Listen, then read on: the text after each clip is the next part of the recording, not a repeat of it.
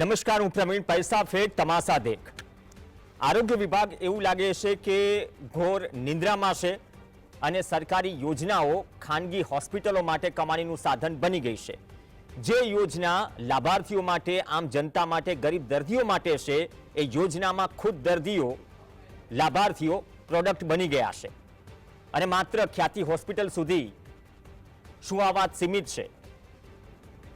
આ તો એક કાંડ બહાર આવ્યું, એ પછી તપાસો થઈ, આમ તો કેગનો રિપોર્ટ પણ હતો, પણ આજે એક કાંડ એવું ખુલ્યું છે જેનાથી આયુષ્માન કાર્ડ જે સામાન્ય જે લાભાર્થી દર્દીઓ છે તેમના માટે ચાલે છે, પરંતુ એ લખલૂટ કમાણી કરવાનો ધંધો બની ગયું છે. આ કૌભાંડમાં ખ્યાતિ હોસ્પિટલનું કનેક્શન ખુલ્યું. પીએમજે કાર્ડ, આયુષ્માન કાર્ડ જે યોજના છે, તમે જો પાત્ર છો યોજનાના તો તમને યોજનાનો લાભ મળે છે, પરંતુ નથી છતાં પણ ચિંતા કરવાની જરૂર નથી. ગુજરાતમાં ગઠિયાઓએ બધી જ વ્યવસ્થા કરી નાખી છે. માત્ર 1500 રૂપિયા અને 15 મિનિટમાં તમારું કાર્ડ બની જાય. અમદાવાદ ક્રાઇમ બ્રાન્ચે આ કૌભાંડનો પર્દાફાશ કર્યો. તપાસમાં એક પછી એક પરતો ખુલી રહી છે. 6 લોકો ઝડપાયા છે. સુરત, અમદાવાદ, ભાવનગરથી ઝડપાયા છે. અને સૌથી મોટી વાત એ છે કે જે આયુષ્માન કાર્ડ બનેલા છે એમાં જે ટીક માર્ક છે એમાંથી અંદાજો આવી જશે સામાન્ય માણસને પણ કે આ કાર્ડ બનાવવા માટે જે બોગસ ડોક્યુમેન્ટનો ઉપયોગ કરાયો તેમાં એડ્રેસ પણ અલગ અલગ દેખાઈ રહ્યા છે.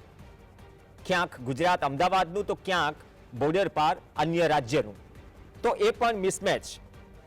હવે માસ્ટર કી પાસવર્ડ લઈને છેલ્લા 3 મહિનામાં 3000થી વધુ આયુષ્માન કાર્ડ બનાવાયા. એમાં બોગસ કેટલા છે તપાસનો વિષય છે, પરંતુ જે આટલી મોટી યોજના છે અને ચાલુ વર્ષે 3000 કરોડથી વધુ રાજ્ય સરકાર ગરીબ દર્દીઓ માટે જે યોજના ચાલી રહી છે એ ફાળવે, અને એ યોજનામાં જો આ રીતે બારોબાર કાર્ડ બની જતા હોય અને હવે ખબર પડે તો આ કૌભાંડ માત્ર અમદાવાદ કે ગુજરાત પૂરતું નહીં, પરંતુ શું દેશવ્યાપી છે. કનેક્શન દિલ્હીનું પણ છે. આ બધી જ વસ્તુઓ છાની છુપી ચાલી રહી હતી કે ખ્યાતિનું એક કનેક્શન મળ્યું, તેમાંથી બધી જ વસ્તુઓ બહાર આવી ગઈ છે. તો તપાસ થશે, પણ આ તપાસમાં સૌથી મોટો ચર્ચાનો વિષય એ છે કે જે ખાનગી અને કોર્પોરેટ હોસ્પિટલ છે, તમારે ક્લેમ પાસ કરાવવાના હોય છે. જે ખ્યાતિના કેસમાં જોવા મળ્યું કે તમારો 15 મિનિટમાં ક્લેમ પાસ થઈ જાય. ગાંધીનગરમાં જૂના નવા સચિવાલયમાં જે આ વચેટિયાઓ છે, મીડિયેટર કહો, દલાલ કહો, શબ્દોનો તર્ક અલગ અલગ છે, પરંતુ લક્ષ્ય એક જ, ક્લેમ પાસ કરાવો, કેમ કરો અને આ રીતે દર્દી લાવો. પણ એ કેમ કરો, દર્દી લાવો, એ પહેલાની જે પ્રક્રિયા છે એના પરથી પડદો ઉંચકાયો છે. એ ક્લેમ પાસ કરાવવા માટે, ખોટું સ્ટેન્ડ બેસાડવા માટે કોઈ કારણો વગર તમારી પાસે જરૂરી શું હોવું જોઈએ? પીએમજે યોજનાનું આયુષ્માન કાર્ડ. એ આયુષ્માન કાર્ડ પણ આ રીતે ખોટી રીતે નીકળતું હોય માત્ર 1500 રૂપિયામાં, તો કેટલા નીકળ્યા હશે? શું કોઈ ખરાઈ કરશે ખરા? 6 લોકો ઝડપાયા છે, લિંક તપાસાઈ રહી છે અને ખ્યાતિનું કનેક્શન ખુલ્યું, તો પછી સવાલ ઊભો થાય કે માત્ર ખ્યાતિ હોસ્પિટલ જ આમાં છે કે પછી અન્ય હોસ્પિટલો પણ લાગેલી છે? જે મોડસ ઓપરેન્ડી છે અત્યાર સુધી સામે આવી, જો કાર્ડ પણ ખોટું બને અને એ કાર્ડ બોગસ ડોક્યુમેન્ટના આધારે બને, એ કાર્ડના ઉપયોગથી કોઈ હોસ્પિટલ ગ્રામ્ય વિસ્તારોમાં કેમ્પ કરે, આ કાર્ડના જે દર્દીઓ છે એને ટાર્ગેટ કરે, એમના ઓપરેશન કરી નાખે, જે જરૂરી નથી એ પ્રકારના સ્ટેન્ટ કે અન્ય વસ્તુઓ બેસાડી દે, સર્જરી કરે અને પછી સરકાર પાસેથી પૈસા મેળવે. તો ખાનગી અને કોર્પોરેટ હોસ્પિટલ બધાની વાત નથી, પરંતુ જે હોસ્પિટલ આવો ખેલ કરે છે એ ખેલ એમનેમ તો ચાલતો નહીં હોય. મીડિયેટર હશે, ઉપર સુધી બધું પહોંચતું હશે, ડોક્ટર્સ હશે, સંચાલકો હશે, નેતાઓ હશે, હોઈ શકે છે, તપાસ થવી જોઈએ. પણ આ તમામમાં આ 2024ના અંતમાં ડિસેમ્બરમાં આપણે વાત કરી રહ્યા છીએ, પણ આ ડિસેમ્બરની વાત કરતા પહેલા જે 2023નો જે કેગનો રિપોર્ટ છે, કેગના રિપોર્ટમાં સીધો જ ખુલાસો થયો હતો કે પીએમજે યોજના અંતર્ગત ચાલતી હોસ્પિટલમાં ગેરરીતિ ચાલી રહી છે. અને ગેરરીતિ કઈ પ્રકારની? 50 જેટલી હોસ્પિટલ ની વિઝિટ કરવામાં આવી. બેડ કરતા દર્દીઓની સારવાર વધુ હતી, ચૂકવણી પણ થઈ ગઈ, બધું જ કાગળ પર. સુરેન્દ્રનગરની પણ હોસ્પિટલ હતી. એ જે રિપોર્ટ છે જાન્યુઆરી 2021 થી માર્ચ 2021 વચ્ચે 50 હોસ્પિટલની કેગે ઓડિટર્સે મુલાકાત લીધી. કેગ એટલે સર્વેયું હોય છે, સરકારની કોઈ પણ યોજનાનું સરકારના જે ખર્ચ થાય છે એનું સર્વેયું હોય છે. આ સિવાય બી આરોપીઓના શોર્ટ સલાહો જો ભરેલા હોય, કેમ કે સર્વેયું તો થતું રહેશે. હવે એ સર્વેમાં બહાર આવ્યું કે ઘણી બધી હોસ્પિટલ છે મોટા ભાગે જે નિયમો છે, પ્રોટોકોલ છે, તોડીને સારવાર કરી રહી છે.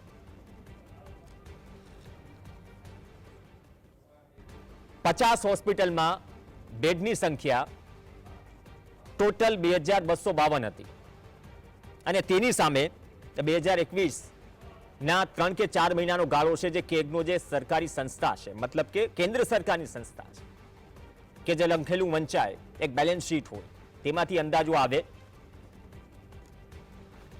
કે ક્યાં કેટલું ગયું, કોને ગયું. તેમની સામે 2252 બેડની સંખ્યાની સામે અલગ અલગ તારીખોમાં 5000 થી વધુ દર્દીઓએ સારવાર લીધી. સુરેન્દ્રનગરની એક મેડિકો હોસ્પિટલ છે, 34 બેડની હોસ્પિટલ, 97 દર્દીઓ કાગળ પર સારવાર લઈ રહ્યા હતા. બધું જ કાગળ પર, અને બધું જ કાગળ પર હોય તો છતાં પણ ખબર ન પડે. આરોપીઓ છે ઝડપાયા છે, એના શોર્ટ્સ પણ હોય તો ચલાવો. ત્યાં સુધીમાં આપણી સાથે ચર્ચામાં બે ખાસ મહેમાન જોડાશે. ડોક્ટર રમેશ ચૌધરી જોડાશે, સંચાલક પીએમજે હોસ્પિટલ, અને ડોક્ટર વસંત પટેલ જોડાશે, જે સિનિયર ફિઝિશિયન છે. બંનેનું સ્વાગત છે.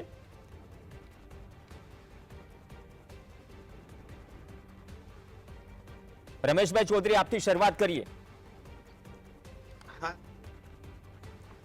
ટીવીના મીડિયા પ્રોગ્રામમાં ઘણા ટાઈમથી આવું છું, પણ હું એક અરજી આજે એવું કરીશ ડોક્ટર વસંત પટેલ સાહેબને કે આ વસ્તુમાં જો તમે પીએમજેવાય ન ચલાવતા હોય ને તો મને થોડો વધારાનો ટાઈમ આપજો.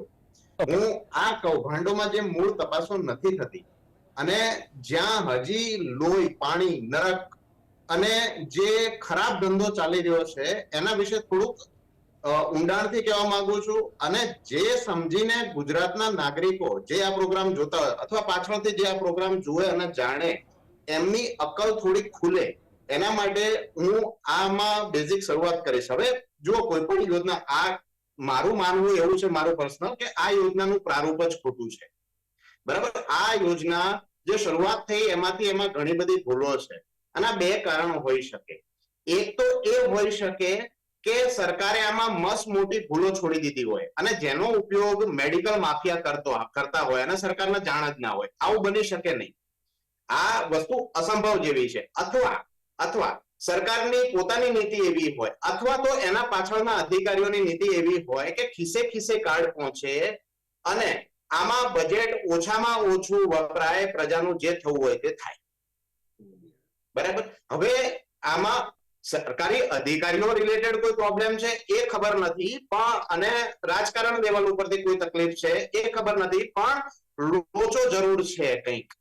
અને આના લીધે જે ભયંકર લોહી પાણીનો ધંધો ચાલે છે, જે પૈસા આપીને સરકાર પોતાના મોટા ભાગના દર્દીઓને વધારે બીમાર કરી રહી છે, એ વસ્તુ હવે આ બધી ઉજાગર થઈ રહી છે એટલે ખબર પડે છે. નહીં તો એવું હતું પ્રજાને તો કે આ ભગવાન જેવી યોજના છે, બસ ડોક્ટરોને જ બધું કરી ખાવું છે. હવે જો આવી રીતે કોઈ યોજના ચલાવી હોય કે ખિસ્સે ખિસ્સે કાર્ડ પહોંચે અને બજેટ ઓછામાં ઓછું વપરાય, અથવા એ બજેટને ફેરવી તોડી અને સરકારના અથવા સરકારી અધિકારીઓના ખિસ્સામાં પાછું લાવી શકાય, આવી જો નીતિ વાપરવી હોય તો એમાં એક ખાસ કરવું પડે ઈસ્ટ ઇન્ડિયા કંપનીની જેમ કે આ વાલા અને આ તવલા, આ મારા છે અને પેલા મારા નથી. એટલે આવું બને છે કે એક દર્દીનું કાર્ડ છે 15 મિનિટમાં નીકળી જાય છે અને એક દર્દીનું કાર્ડ 24 કલાકે પણ આવતું નથી. અને મેં મારી જાતે મારા પીએમજેવાયના સંચાલનના દરમિયાન મેં ખુદ જોયું છે કે બિચારું ગરીબ દર્દી હોય, એને ખાસ જરૂરિયાત હોય અને હેરાન થતું હોય, એના વગર એ મરી જશે, એ હેરાન થઈ જશે, એવા દર્દીનું કાર્ડ આવતું નથી, એના કાર્ડે મળ્યું હોતું નથી.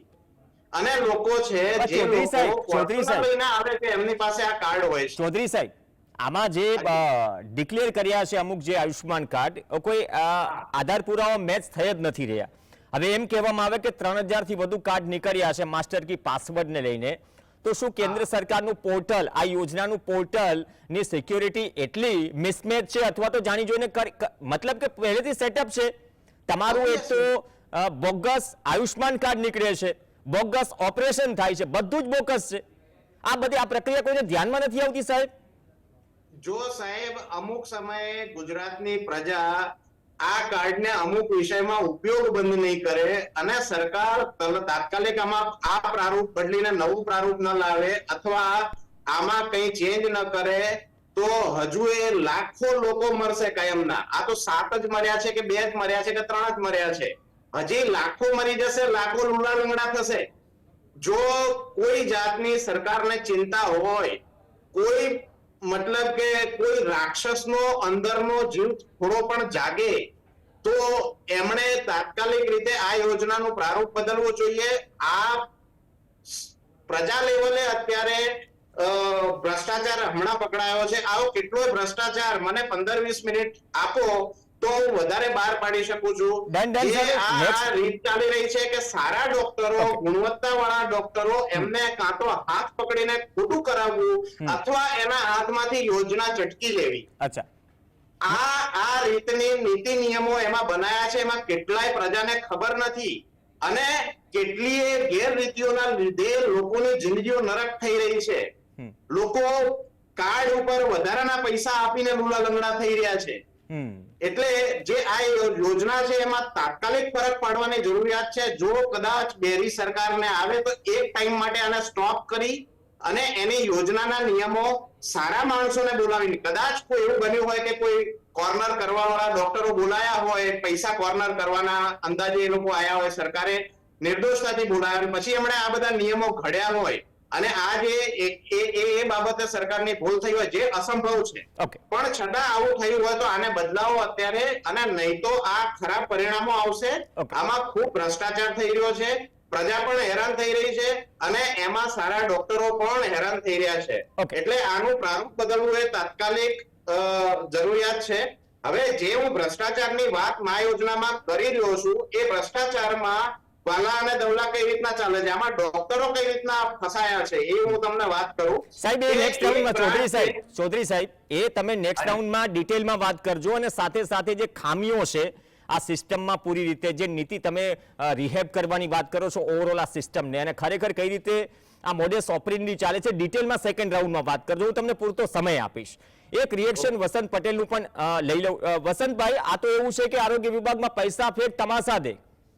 જો બધું જ આ રીતે ચાલતું હોય, મતલબ કે તમારું કાર્ડ પણ તમે પાત્રતા નથી ધરાવતા છતાં પણ નીકળી જાય, અને જે યોજના લાભાર્થી માટે બનાવેલી છે એ લાભાર્થી ખુદ આમાં પ્રોડક્ટ છે, અને ચૌધરી સાહેબ જે કહી રહ્યા છે કે ઉપરથી પૈસા દઈને લુલા લંગડા થઈ રહ્યા છે, એવા કિસ્સા તો હજી જેટલા આવ્યા પ્રકાશમાં એમ વધારે છે, હજુ તો આવ્યા નથી એવા અઢળક હશે.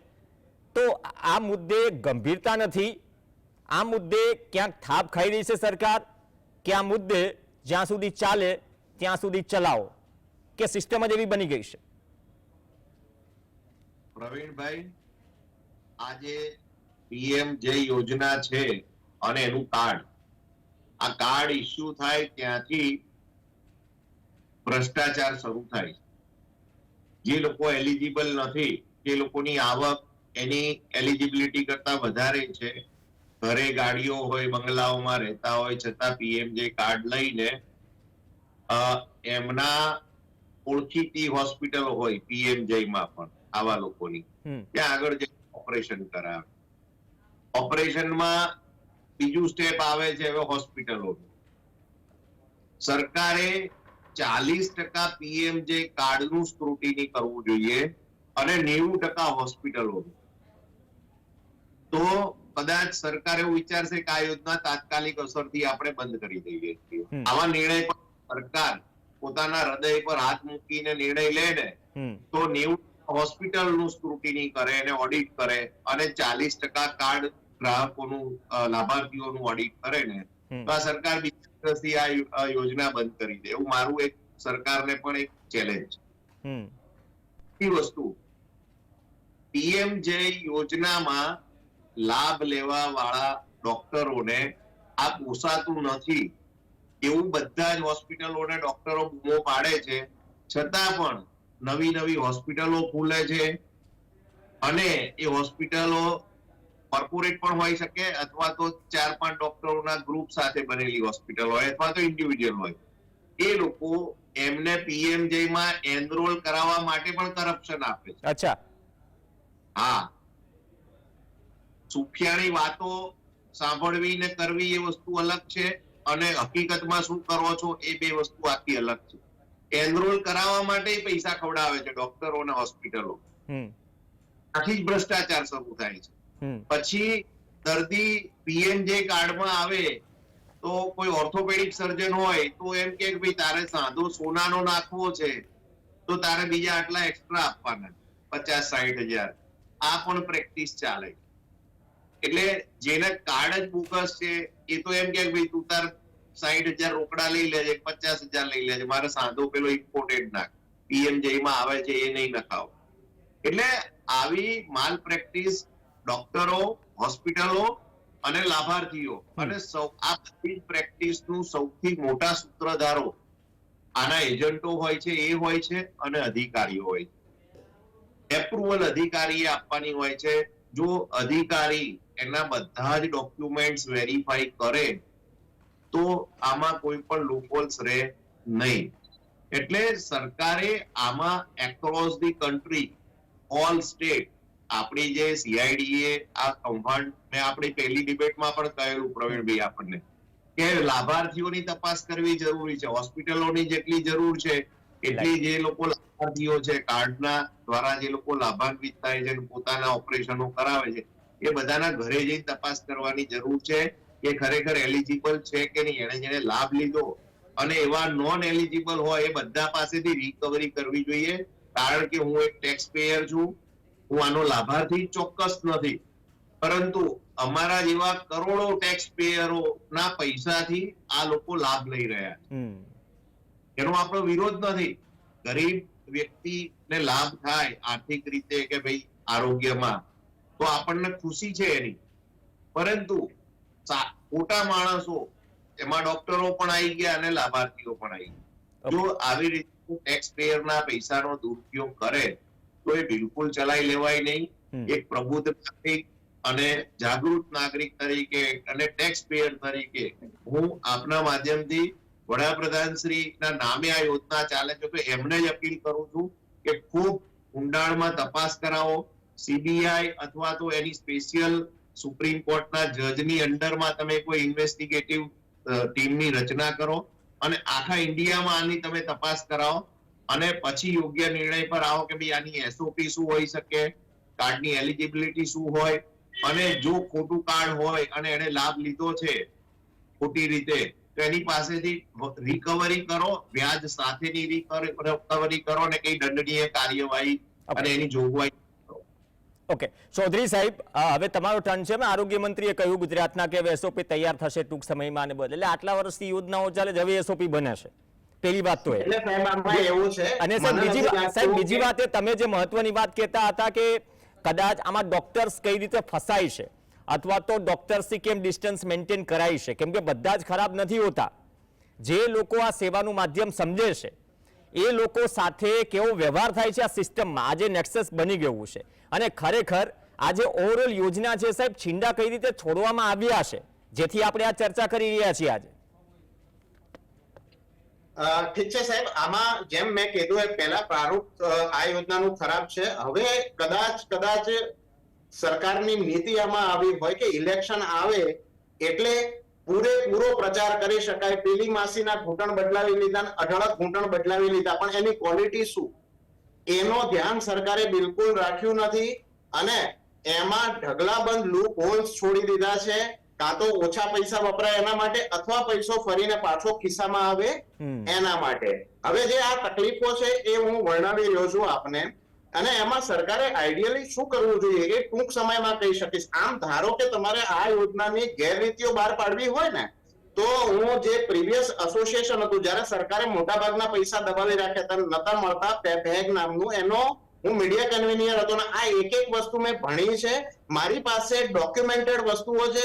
ગુજરાતની કેટલીય હોસ્પિટલના મારી પાસે ડોક્યુમેન્ટ્સ છે કે કેટલા પેન્ડિંગ આ તે, એમાં લોચા લપાટા કોણ કોણ કરે છે, કોણ નીચ માણસ છે, એ બધી મારી પાસે એવિડન્સ સાથે બધી વસ્તુ છે. જો સીબીઆઈ 1.5 કલાક ત્યાં હેરાન થાય છે, મારી પાસે આવીને બેસે ને, તો આ છે ને આના જેવું ભયંકર ભ્રષ્ટાચાર બીજે ક્યાંય નીકળશે નહીં.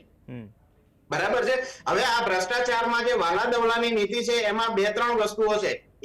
એક સબ્જેક્ટને એટલા બધા પૈસા આપી દીધા છે કે જેમાં ખર્ચા ઉપરાંત ઢગલાબંધ પૈસા બચે છે, અને એક સબ્જેક્ટને એવા પૈસા આપ્યા છે કે જે સર્વાઈવલ પણ નથી. દાખલા તરીકે આપણે કાર્ડિયોલોજીમાં જોઈએ તો એક શન્ટ મૂકવાનો ઘણો ખર્ચ 15,000 રૂપિયા થાય.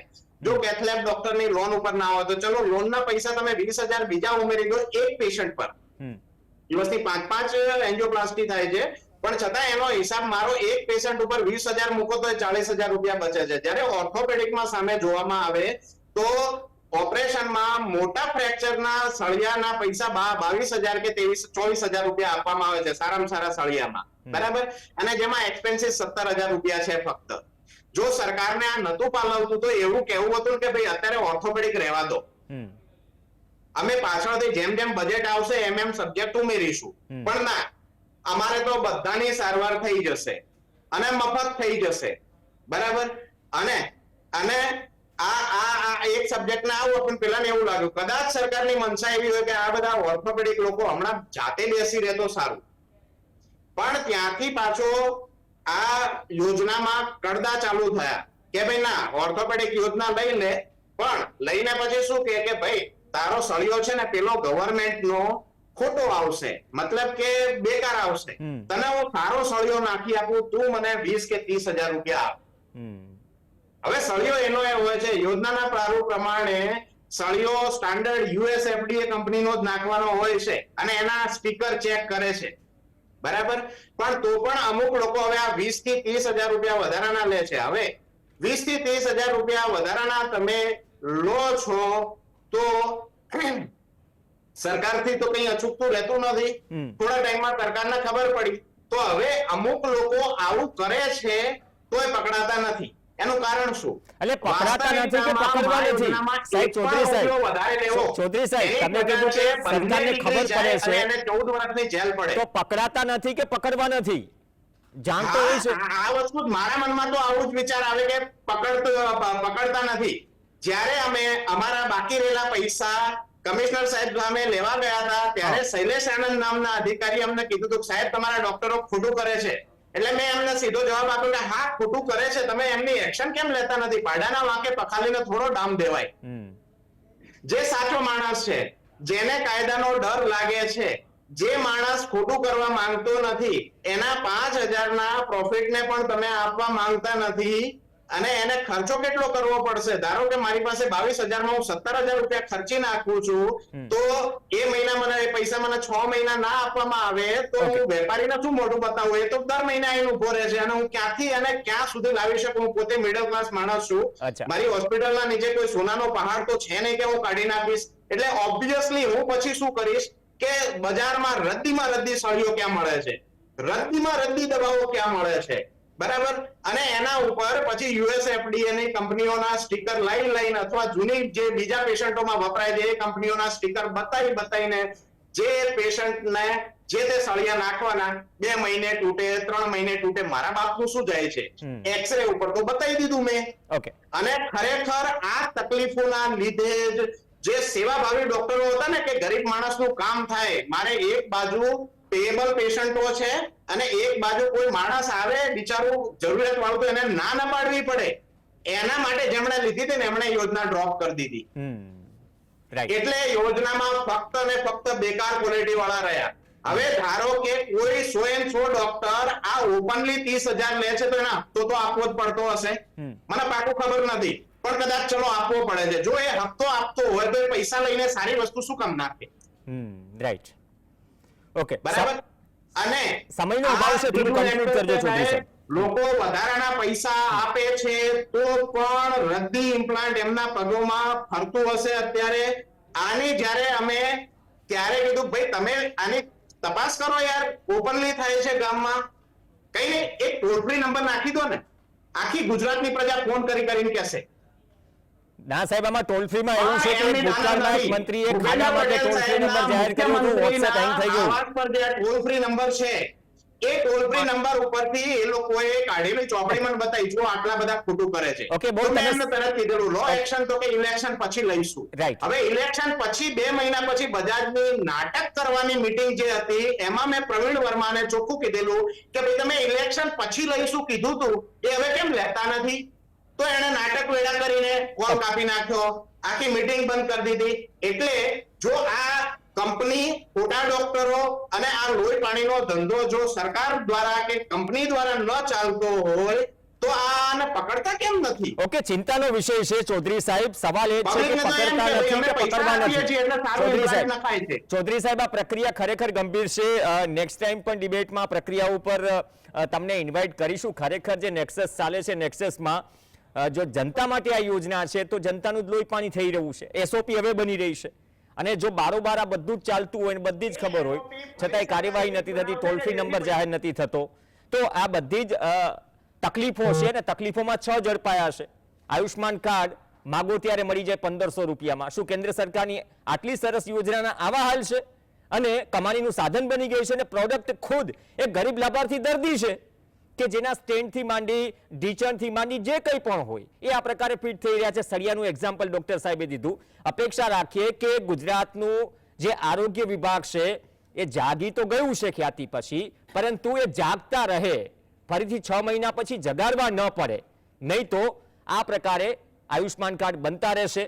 કેટલા મળ્યા આંકડાઓ તો બાદમાં આવશે, પણ લોહી પાણી થઈ રહ્યું છે પ્રજાના ટેક્સના પૈસાનું પણ અને દર્દીઓનું પણ, જેને કદાચ ગંભીરતાથી અત્યાર સુધી નથી લેવાયું. ધન્યવાદ ચૌધરી સાહેબ, વસંત પટેલ સાહેબ. સમયનો અભાવ છે, મુદ્દો ગંભીર હતો, પરંતુ આ મુદ્દે અપેક્ષા રાખીએ કે થોડા વિસ્તૃત તારની તપાસ થાય અને જે હજુ મોટા માથાઓ બહાર છે એ માથાઓ સહિત વેરિફિકેશન પણ થાય કે ખરેખર લાભાર્થી છે કોણ. નમસ્કાર.